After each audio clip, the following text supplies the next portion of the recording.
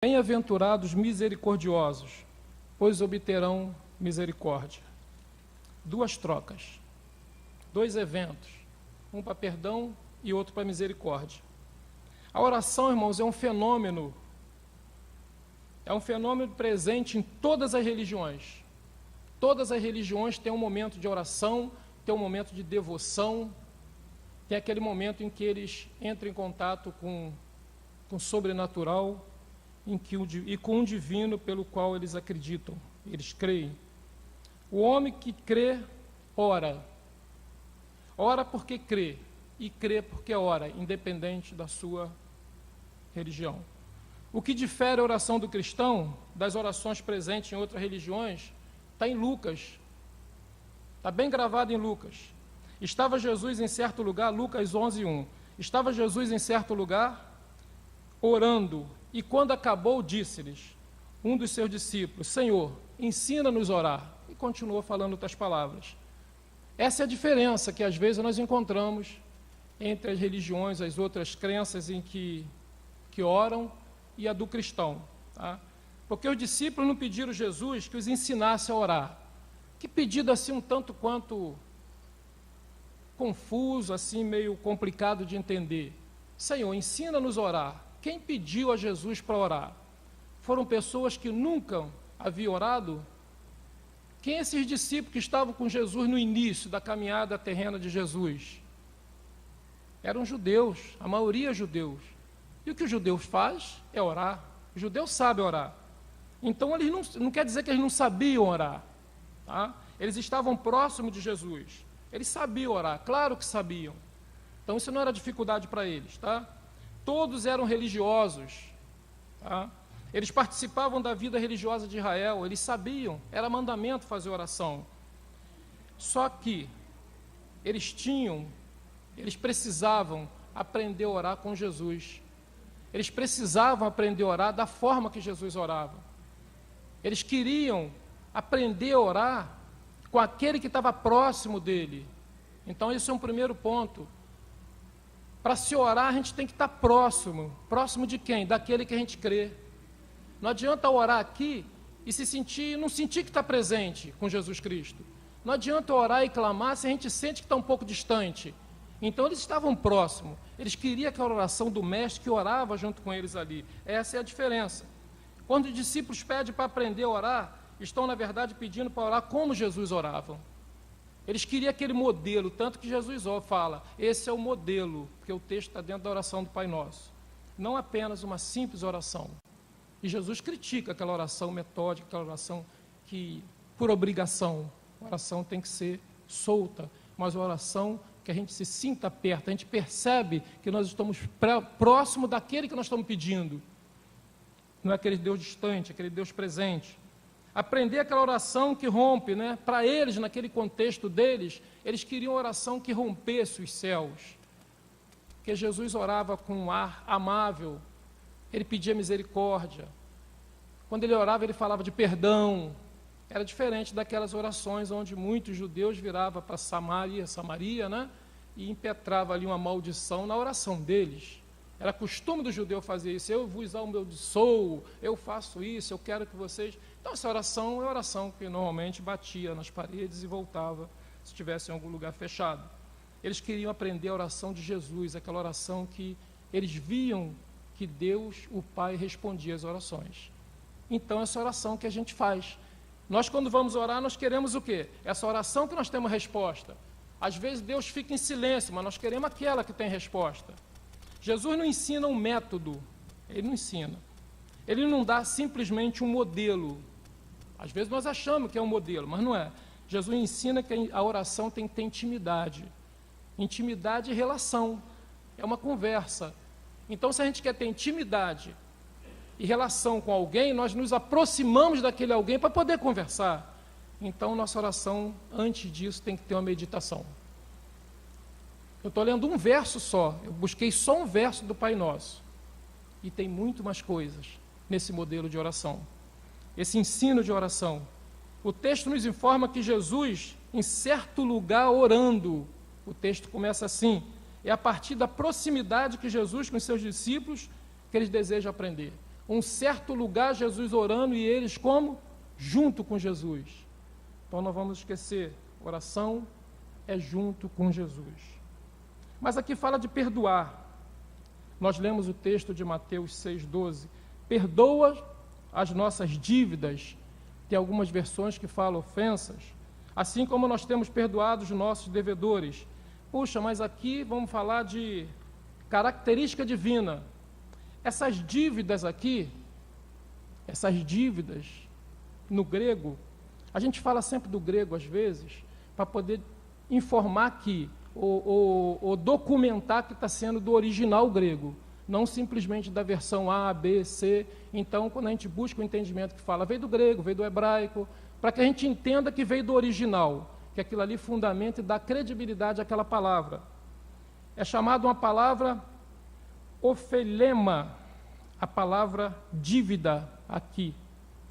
É mais concretamente usado como legalmente devido. Então, perdoa nossas dívidas. É uma coisa legalmente devido, está reivindicando, perdoando alguma coisa devida, alguma coisa que foi realmente que ocorreu. Tá? E Mateus 6,12 também, metaforicamente, é chamado de pecado essa palavra. Pecado como dívida. Porque essa dívida paga, isso é o sentido grego dessa palavra que eu li. O sentido dessa palavra, pecado, pagamento, dívida, exige uma expiação. Expiação como forma de, a mesma palavra expiação como forma de pagar por um erro, pagar por uma culpa, pagar por alguma coisa que deve. Que Jesus pagou pelo que não devia, mas por nós. Então é a forma de expiação. Pagamento por meio de punição. Então essa palavra dívida vai mais além. Ela chega até a palavra pecado. E tem outro termo que vem também, que ela quer dizer que denota perdoar. Essa palavra grega é usada nesse texto também para dizer perdoar. Aí a gente vai no perdão. Porque se falar só na dívida, a gente não vai conseguir chegar no perdão. E ela fala remir. Aí que vai mais além.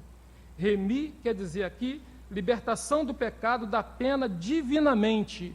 Quer dizer, um cancelamento do pecado. Então, o pagamento dessa dívida, no grego original, que foi usado na época em Mateus, diz pagamento, cancelamento de um pecado. Por que eu falei isso tudo? Vamos ler o texto? 6,12? 6,12 diz assim: perdoa as nossas dívidas, assim como perdoamos os nossos devedores. Então, irmãos, esse pedido pode parecer um simples pedido, um simples ato de submissão, que a gente, Pai, perdoa minhas dívidas, perdoa os meus pecados, tá? Mas parece um simples submissão de culpa, de um erro cometido por nós, mas leva-nos ao cume da virtude. Esse pedido de perdão não é simplesmente pedir para receber, mas leva ao cume da virtude. Da virtude. Que virtude é essa? Porque nos ensina que tipo de cristão nós temos que ser. Nos ensina qual a forma que nós temos que perdoar o pecado do outro para que nós sejamos perdoados. Não é simplesmente de boca. Tem que ser aquele perdão que vem de dentro, aquele perdão que Jesus estava ensinando os seus discípulos. Aquele perdão que Jesus pediu por nós. Aquele perdão que Jesus liberava perdão. É esse perdão que promove um perdão para o nosso lado. Então, se nós perdoarmos da forma que Jesus pediu para que nós perdoássemos, de que a gente perdoe, nós seremos perdoados. Ah, então o meu perdão tem um poder divino? Tem. O perdão tem um poder divino por Cristo Jesus. Não por nós, mas por Cristo Jesus. Então, quando nós pedimos perdão pelos nossos pecados, automaticamente, e a gente libera o perdão, aquela pessoa está sendo perdoada. Essa é a evidência do texto. Gregório de Nissan viveu 380 anos depois de Cristo. Ele fez um sermão sobre o Pai Nosso.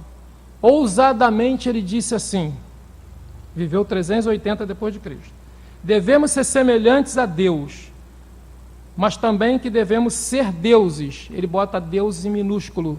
Devemos ser deuses, pois perdoar pecado é prerrogativa especial de Deus. O que os judeus falaram para Jesus? Você perdoa pecado? Jesus curava, fazia sinal miraculoso, sobrenatural, fazendo uma cura de alguém que ressuscitou morto. Mas quando ele perdoou o pecado, blasfêmia. Você já viu o texto que diz, quando Jesus perdoou o pecado, os judeus falaram blasfêmia, porque perdoar pecado é prerrogativa de Deus. Mas nós vamos ver que através de Jesus Cristo nós perdoamos. Quando perdoamos o irmão, nós liberamos perdão através de Jesus Cristo. E conclui: se um homem imita as características divinas, ele se torna de forma aquilo que imita. Ele se torna, por assim dizer, um Deus pelo seu próprio estilo de vida, não um Deus em essência e tal, aquele que nós sabemos, mas pelo seu estilo de vida ele se torna um Deus. A Bíblia diz que Cristo, nós somos pequenos cristãos, quer dizer pequenos cristos. Então já começa por aí. E na esperança da imortalidade, Cristo transforma a natureza humana em divina. Tudo promessa de Deus. Portanto, pedir perdão e não perdoar da mesma forma que Deus nos perdoa, de nada adianta pedir perdão. Então, irmão, se nós, nas nossas orações, nós pedimos perdão pelos nossos pecados, mas na hora de perdoar um irmão, o coração está fechado, trancado, com chave e tudo, e esquece que seu perdão não foi perdoado. Porque para ser perdoado você tem que aprender, nós temos que exercitar, praticar em liberar o perdão. Por que falar sobre perdão e liberar pecado? Fazer a comparação que nós temos que ser pequenos cristos, porque liberar perdão às vezes é muito difícil. Às vezes carregamos uma mágoa por tanto tempo e falamos que não estamos magoados, mas na hora de perdoar a gente se retrai. Aí a gente tem que pensar o seguinte: para eu ser perdoado eu tenho que liberar perdão, eu tenho que praticar, exercitar. Como que exercita isso? Através de uma oração sincera, senão não é possível. Se nossa consciência não nos disser que é bom mostrar misericórdia, se nossas ações não correspondem a isso, como esperar misericórdia? Se nós não somos misericordiosos, como nós vamos querer que as pessoas sejam com a gente? Então isso tudo é troca de sinceridade. Às vezes nós fazemos as coisas mecanicamente, mas aqui está exigindo, está pedindo sinceridade nesse pedido, só nesse verso que nós estamos lendo. E não se pode dizer que esse argumento é uma heresia, falar que nós somos pequenos deuses, que nós somos deuses, não é heresia. Porque encontramos referência bíblica em várias partes da Bíblia, dando referência para isso. Recomendação, a Bíblia recomenda que a gente seja uma imitação de Deus. Diz assim, Mateus 5,48: portanto, sejam perfeitos, como perfeito é o Pai Celestial de vocês. Mateus 5,48. Então a Bíblia está dizendo aqui, Jesus está falando aqui para que nós sejamos perfeitos, como o nosso Pai é perfeito. Mas não é essa perfeição de Deus, divina, mas a gente tem que caminhar no sentido da perfeição. Perfeição em perdoar, perfeição em ter misericórdia, perfeição em amar, perfeição em ajudar, perfeição em estar preocupado com o próximo, perfeição em estar aqui orando, intercedendo pelo outro, não na essência divina que diz o texto. Pedro diz: pois está escrito, sejam santos porque eu sou santo. 1 de Pedro 1,16 faz referência a Levítico 19,2, que já vem lá do Antigo Testamento esse verso: sejam santos porque eu sou santo. Então nós somos santos. Como que nós somos santos? Quando que o homem é santo? Nós estamos falando de perdão, então vamos falar de santidade. Quando que o homem é santo? O homem é santo a partir da sua conversão. A partir da sua conversão o homem é santificado, e ali ele tem que se manter na santificação e no crescimento espiritual dele. Por isso que a Bíblia diz: sem santificação, foi o tema da nossa aula domingo passado, sem santificação ninguém verá Deus. Não é sacrifício, é esforço. Mantenha no caminho, se manter no caminho, mantém na linha, é esforço, não é sacrifício. Sacrifício Jesus já fez. Tá? Portanto, sejam imitadores de Deus como filho amado, esse é mais forte. Portanto, sejam imitadores de Deus como filhos amados, Efésios 5:1. Então nós temos várias referências dizendo para que nós sejamos imitadores, para que a gente siga o caminho, os passos, procurem ser iguais ao Pai. Fica mais fácil da gente entender. Não se deve achar que por causa dessa imitação, que às vezes nós caímos num erro. Muitos criam certas denominações, religiões, baseada em alguns textos. Não se deve achar que por causa dessa imitação o homem chega a ser Deus, e isso seria uma heresia. Não é isso que a Bíblia diz. A Bíblia diz que nós temos que ter a ousadia para viver como Deus deseja que nós vivamos, tá? Mas não falar com demasiada ousadia de Deus, como se fôssemos divinos. Nós não somos divinos, mas nós temos que imitar, seguir. A nossa forma de viver é como uma ação divina. Jesus ensina que a gente seja igual a Ele. Então a oração mais ou menos é essa forma. A oração é esse modelo que ele diz, não é um modelo para seguir rigorosamente, é a forma de amar, a forma de ver as outras pessoas com o amor que Cristo viu. Essa é a nossa forma de ver. Ninguém vive um dia sequer, irmãos, sem mancha, sem pecado e sem erro. Nós não vivemos sem essa mancha, sem esse pecado, sem o erro. Por isso nós não vamos chegar jamais a sermos divinos, tá?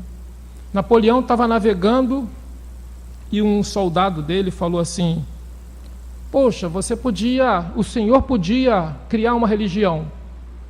Já falei isso aqui, podia criar uma religião.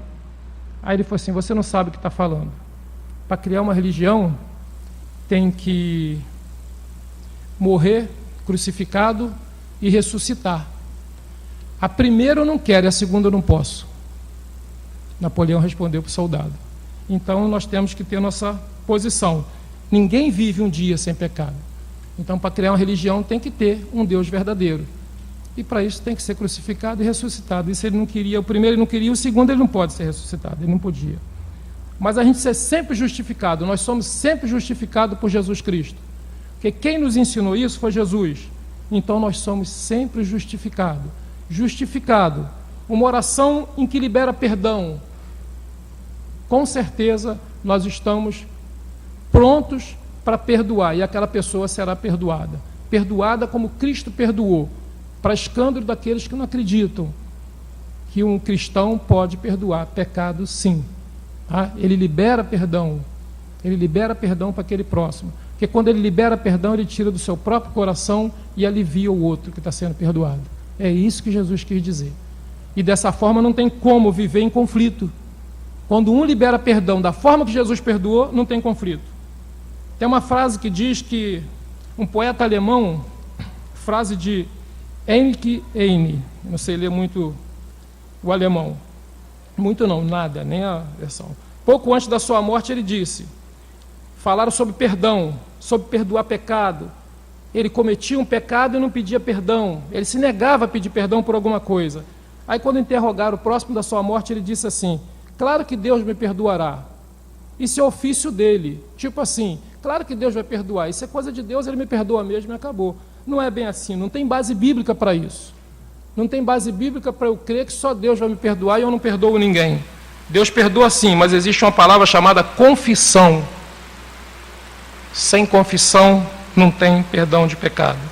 1 de João 1,9 diz assim: se confessarmos os nossos pecados, Ele é fiel e justo para nos perdoar os pecados e nos purificar de toda injustiça. Então tem uma palavra aqui que diz se confessarmos.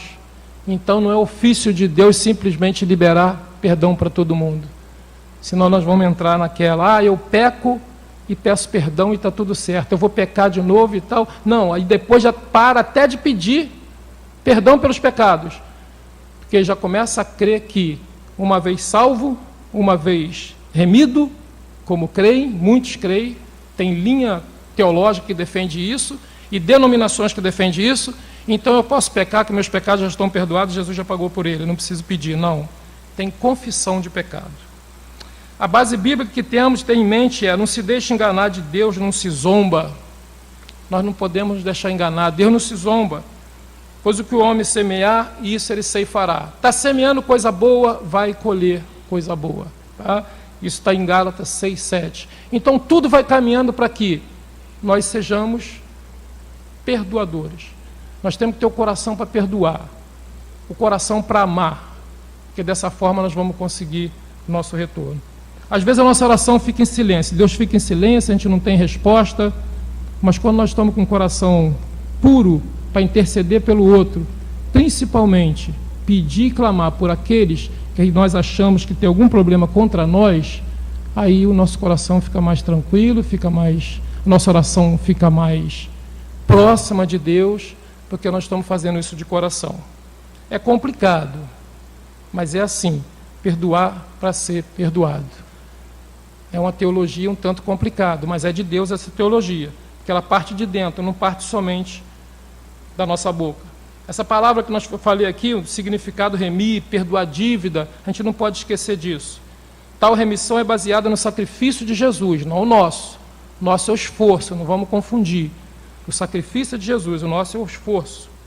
Agora tem o 5,7 que nós lemos sobre bem-aventurados misericordiosos, porque alcançarão misericórdia. Quer dizer, a gente não encontra diferença. Eu perdoo para ser perdoado. Eu sou misericordioso para eu alcançar a misericórdia. Então tem diferença de amar? Tem diferença de praticar o amor? Não tem diferença. Então na nossa oração tem que ter esses conteúdos.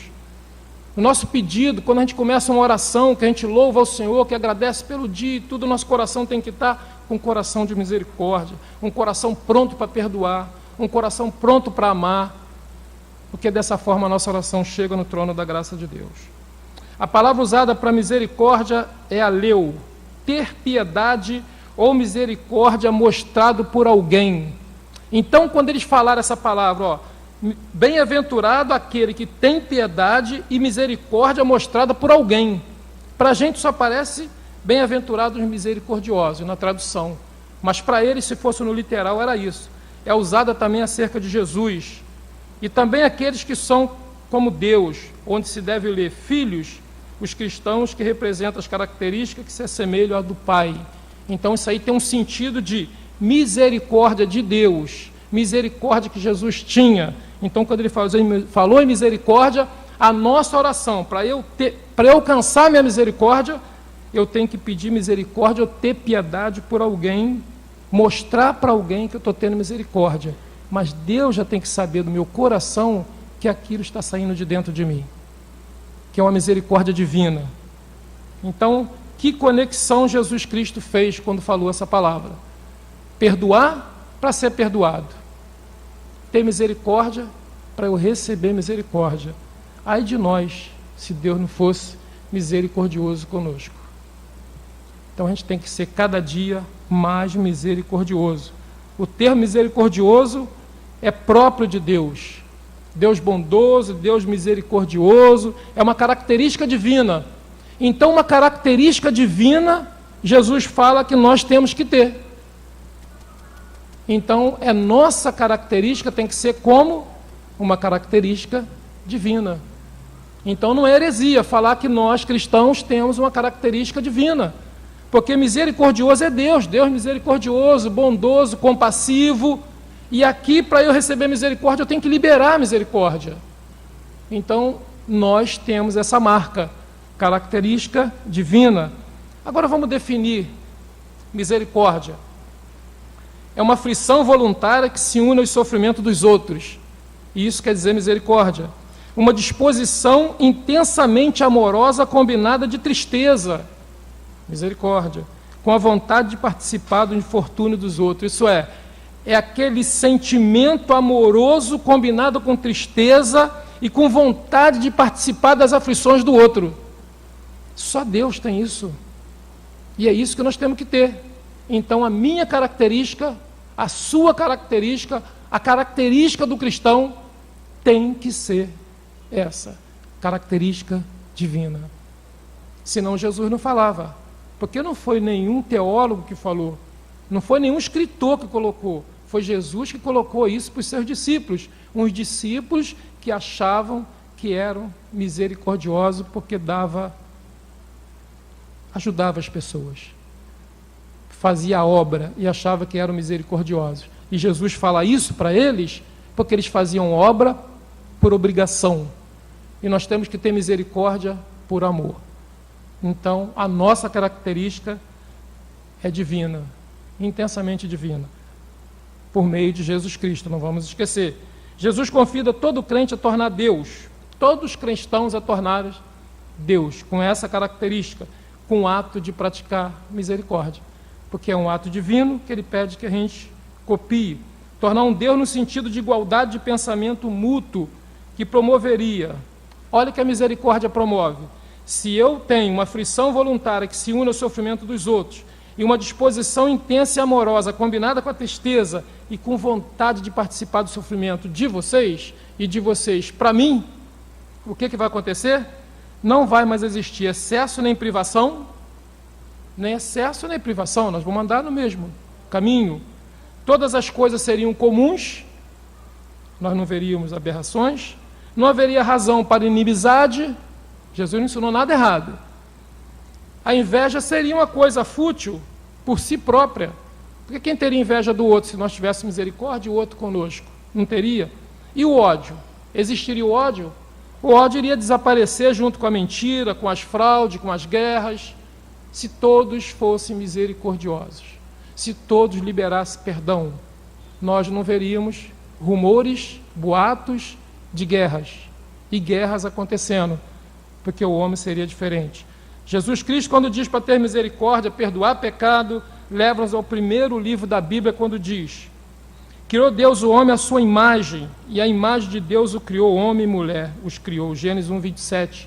Nós fomos criados à imagem e semelhança do Senhor, inclusive em perdoar pecados e liberar misericórdia. Inclusive pecado e misericórdia.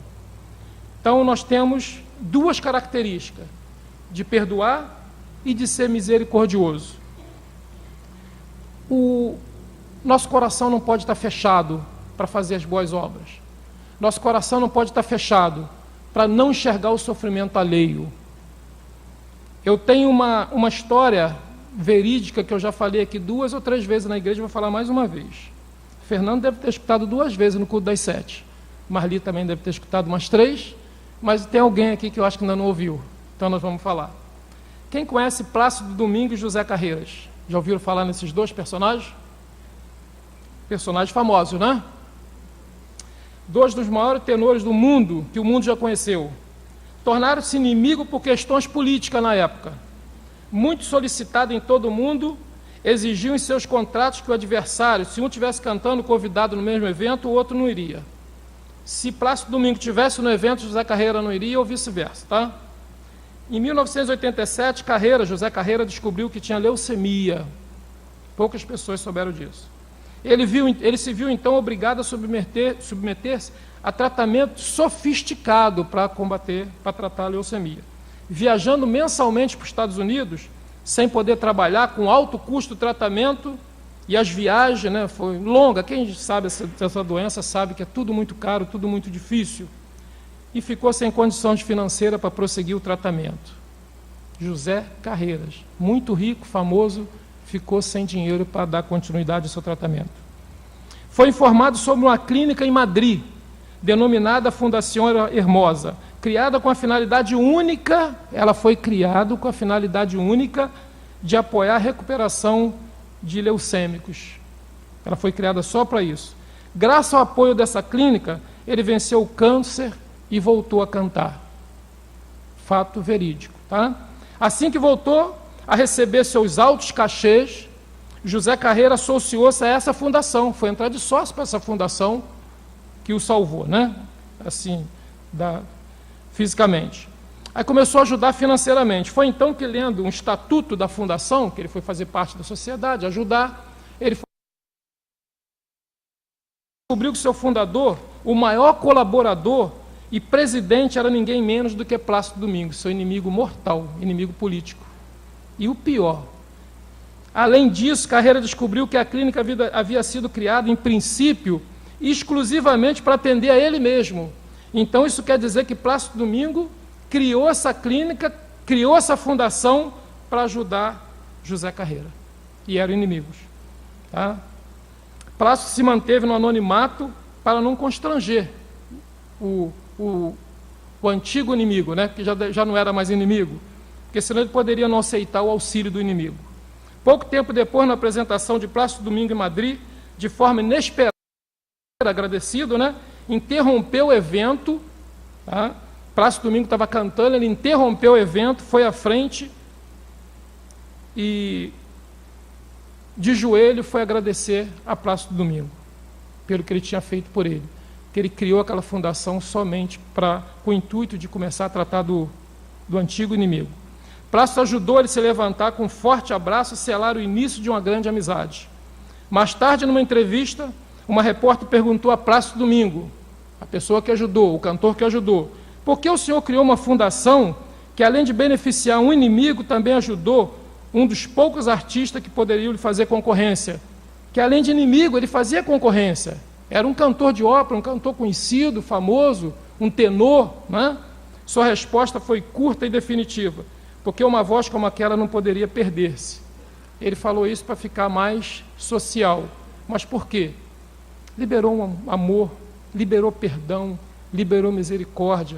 Aqui não entrou nenhum contexto bíblico, mas que isso sirva de exemplo. Então a palavra de Deus diz: ame os seus inimigos e faça o bem para eles. Empreste e não espere receber de volta o que lhe emprestaram. Assim vocês terão uma grande recompensa. Mais uma troca. Mas que troca é essa? Bens materiais? Não. Será que foi a cura, que foi o evento máximo daquilo? Não. Foi o ato, o encontro dos dois, que era inimigo por causa de política. Aonde você cantar, eu não canto. Se você estiver lá, eu também não vou. Aí o que aconteceu? Uma enfermidade juntou os dois e mostrou que aquilo era tudo assim, no coração. Eles liberava perdão e liberou misericórdia. Então houve um perdão e houve misericórdia. Aí nós fazemos uma pergunta para nós nessa noite, depois desse estudo: nossa vida como é que está? Podemos olhar no espelho e olhar assim, ó, eu perdoo, eu sou misericordioso. Ou quando a gente olha no nosso espelho assim, o espelho está embaçado para a gente. A gente tem que ver, tem que olhar no espelho. Eu estou liberando perdão, a minha oração está chegando, eu estou clamando e não estou encontrando resposta, Deus está em silêncio, ela não está chegando. Pode ser as duas coisas. Às vezes não é o momento, às vezes é o momento de levar, de ir para o seio do Senhor. A gente não sabe, cada um que chega, às vezes, até Deus para fazer oração, diante do Senhor para fazer oração, cada um tem seus problemas particulares. Mas não vamos esquecer, por maior que seja a nossa dificuldade, a gente tem que lembrar sempre numa coisa: esse pedido do Pai Nosso, nesse verso 12 de Mateus 6, é perdoar mesmo. Ou 5:7, é ser misericordioso mesmo, não é só de boca, é de coração, é com atos como esse do exemplo que nós vimos aqui. Porque se somos chamados a sermos como Deus, quando olhamos no espelho a nossa consciência, o nosso espelho das nossas atitudes, nós temos que saber que vamos ver um espelho limpinho, que nós vamos olhar, ó, misericórdia eu tenho. Minha vontade é estar chorando com aquele que está sofrendo, como muitos estão sofrendo nesse momento. Nós temos que ter uma visão limpa, não embaçada. E às vezes é difícil, porque a mágoa às vezes fica ali em cima, e a mágoa só faz mal para nós mesmos. Tá? A nossa característica do cristão, é perdoar, é ser misericordioso. Aí tem outra pergunta: se esse mundo não for transformado por nós que cremos na transformação dos homens por Jesus Cristo, se nós cremos, nós defendemos isso, então quem mais além de nós pode transformar esse mundo de guerra, de injustiça, de violência? E às vezes nós criamos inimizade no nosso próprio meio. Nós criamos inimizade entre nós mesmos. Nós procuramos saber mais das coisas que nos afligem do que daquelas que edificam. Então, para isso, tem que ter um coração para perdoar e um coração para liberar misericórdia. Amém? Então, nós não somos deuses, mas nós temos que ter a característica divina. Amém? Que Deus nos ajude e nos abençoe a entender dessa forma e a praticar. Mesmo que sendo difícil, mesmo que seja difícil. Sabe qual outra coisa difícil? O amor. Mas o amor não é um pedido, não. Amor na Bíblia é um mandamento. E interessante que na Bíblia diz sobre o amor: pratique o amor. Então nós temos que praticar o amor. Então às vezes, eu não tenho esse amor. Pratique esse amor. Pratique misericórdia e pratique perdão. Amém?